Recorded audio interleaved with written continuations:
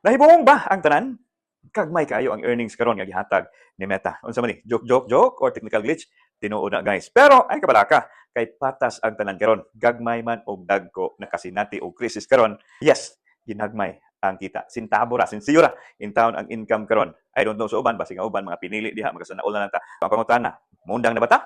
Ayaw bahalag sintabos na na sinsiyo pero kumatigom na siya nang kinahanglan yun nga triple ang atong effort karon sa pag-meet sa standard ni Meta. Kay giusa naman gud niya ang tulo ka monetization tools, ang ads on reels, insim ads o kaning performance bonuses. So taas na kaayo ang iyahang standard. Hopefully, once ma-adjust na siguro ang changes nga gipatuman karon ni Meta, mobalik ra sa naandan ang kubra diha sa katuma content monetize. So sige lang gihapon og content, bahalag panington ta sa pag-content basta di gihapon ta mo surrender. Okay? Alang sa dugang pang mga tutorials, yung message of inspiration, palihog ko tanaw lang, log in sa ito ang Alan Domingo page and sa atong secondary page, Alan D. Ako sa Alan Domingo, maayong hapon kinatong tanan, dasig lang yun ta, upadayon ta, mga Pilipino.